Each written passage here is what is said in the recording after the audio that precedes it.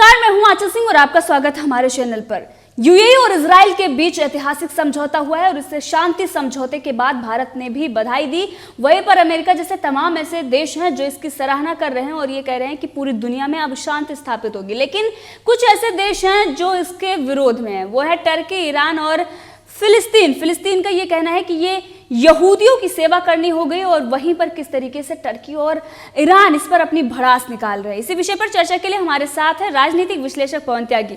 Sir, आपका स्वागत है हमारे चैनल पर। तो ये बहुत बड़ा झटका चाइना और पाकिस्तान के लिए भी है, क्योंकि अगर देखें तो मुस्लिम संगठनों में यूएई को वो कमजोर करना चाहते थे और टर्की को आगे उठाना चाह रहे थे। लेकिन अब दुनिया भर में जिस तरीके के समझौते हो रहे हैं और जिस तरीके से एक शांति स्थापित करने की बात कही जा रही है, और कहीं ना कहीं ये चाइना के खिलाफ बहुत बड़ी लड़ाई भी हो सकती है, क्योंकि अमेरिका के जो समर्थित देश हैं अगर वो एक साथ खड़े हो गए तो ये चाइना के लिए मुश्किलें बढ़ जाएगी। वहीं पर जो रिश्ते यूएई से और पाकिस्तान के अभी जल्द में ही खराब हुए हैं और इससे ये दिखाई दे रहा है कि इजराइल और भारत पुराना दोस्त रहा है।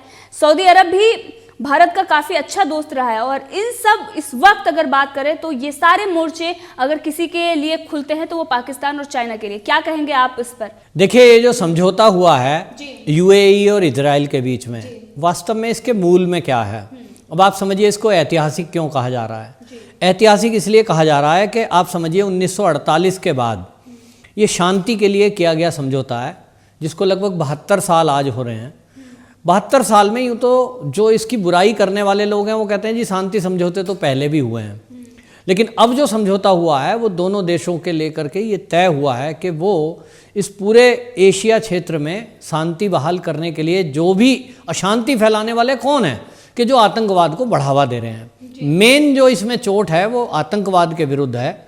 और आतंकवाद हम देखते हैं कि पाकिस्तान आतंकवादियों को पालता है, ये सारे प्लेटफॉर्म पे सिद्ध हो चुका है और भारत तो इसका बहुत बड़ा भुक्तभोगी रहा है। हर वो जो है विश्व पटल पर उनके सबूत समेत वो बातें रख चुका है भारत। और उसने जिस तरह से इसको विश्वव्यापी अभियान लाया मोदी सरकार ने, मोदी जी ने, कि पाकिस्तान को दुनिया के सामने एक्सपोज करना है कि ये मेन माँ है आतंकवाद की। कोई दुनिया का देश ऐसा नहीं है जहाँ खुलेआम आतंकवादी अपनी रैली करते हों। वो कोई देश ऐसा नहीं है जो उनको वहाँ पर अपने कैंप चलाने की आज़ादी हो। जो देश हैं वही देश आज इस समझौते के विरुद्ध बोल रहे हैं, चाहे वो ईरान हो चाहे वो टर्की हो। जो ये बोल रहे हैं ना, ये इसीलिए बोल रहे हैं क्योंकि इनको वो आतंकवाद सूट करता है। अब आतंकवाद क्या है? कट्टर इस्लामिक आतंकवाद। ये इस्लाम के नाम पर जो दुनिया के और इस्लामिक कंट्री हैं उसमें तो ईरान भी है, उसमें यूएई के बहुत सारे देश हैं, यूएई खुद है।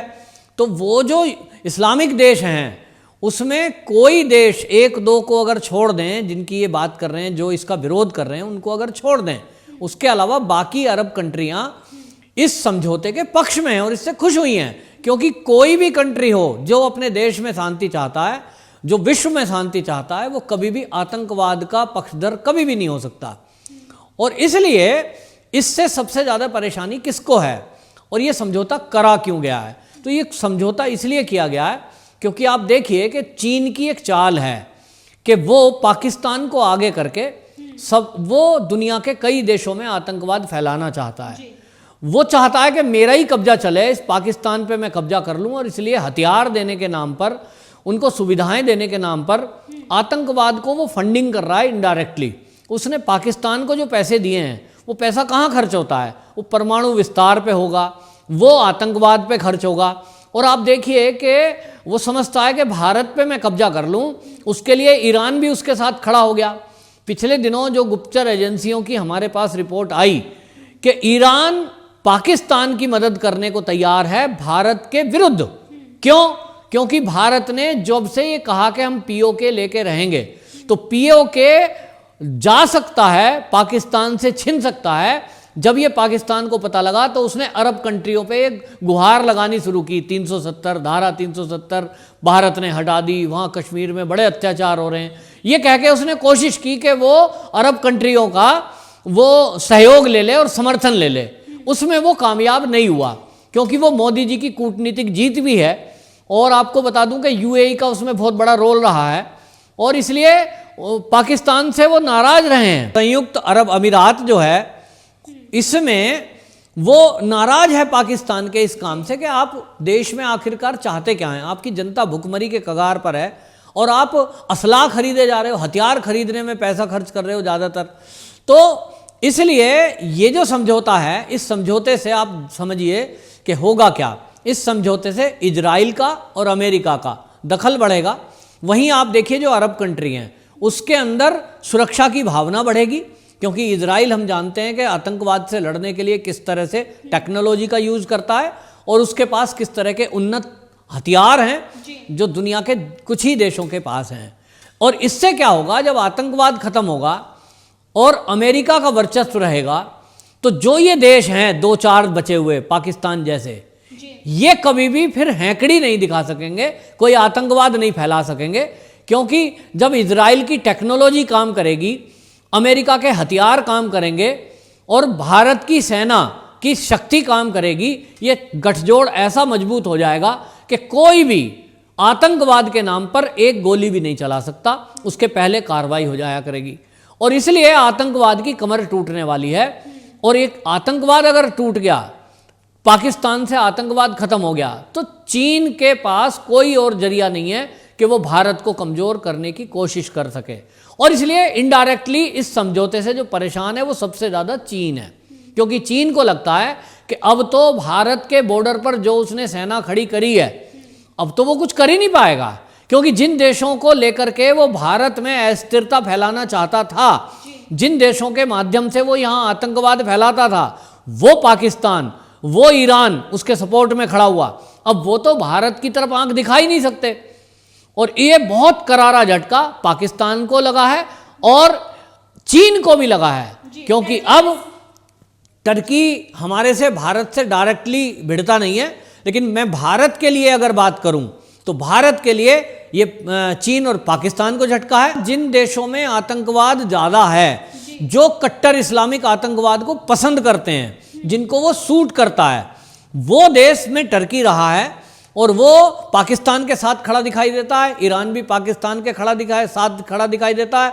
अब उनकी खैर नहीं है, क्योंकि इजराइल का जो ये समझौता यूएई के साथ हुआ है, इस समझौते के तहत सबसे बड़ा एक्शन अगर होगा तो वो आतंकवाद के खिलाफ ही होने वाला है। और आपको बताऊं कि इसका असर अमेरिका के आने वाले चुनाव पे भी पड़ेगा, क्योंकि डोनाल्ड ट्रंप ने ये समझौता करवाया है इनडायरेक्टली। इसके पीछे जो है वो इजराइल जो है अमेरिका के प्रतिनिधि के तौर पे ही काम कर रहा है इस समय, इस समझौते में भी।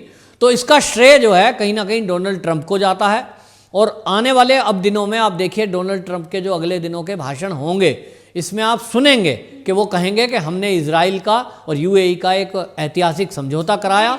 इससे अमेरिका में डोनाल्ड ट्रंप की और अधिक वोट पड़ने की आशा है। डोनाल्ड ट्रंप की जीत को सुनिश्चित करने वाला भी ये समझौता इनडायरेक्टली है। जी बिल्कुल। और वहीं पर जो ईरान का इस पर बयान आया, उन्होंने कहा मुसलमानों के पीठ में ये छुरा घोंपना है। लेकिन अगर बात करें तो ये विश्व पटल पे बहुत अच्छी खबर है, क्योंकि अगर दुनिया में शांति होती है तो जो शांति प्रिय देश हैं उनके लिए इससे अच्छा क्या होगा। तो भारत जैसे देश के लिए अगर सऊदी अरब और इजराइल में अगर शांति समझौता होता है तो इससे अच्छी खबर और कुछ नहीं हो सकती।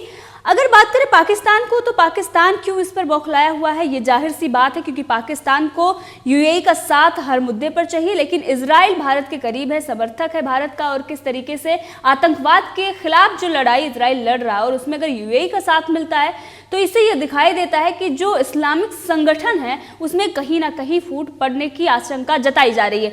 क्योंकि ये टर्की और ईरान ने जो आह्वान किया है, जो मुस्लिम संगठन है, उन्होंने कहा है कि इसका विरोध उनको करना चाहिए। तो इससे ये दिखाई देता है आने वाले दिनों में। लेकिन अगर बात करें यूएई की, तो यूएई अपने आप में वो एक महाशक्ति है और उसके खिलाफ जो टर्की जैसे देश हैं वो खड़े होने की हिम्मत भी नहीं रख सकते।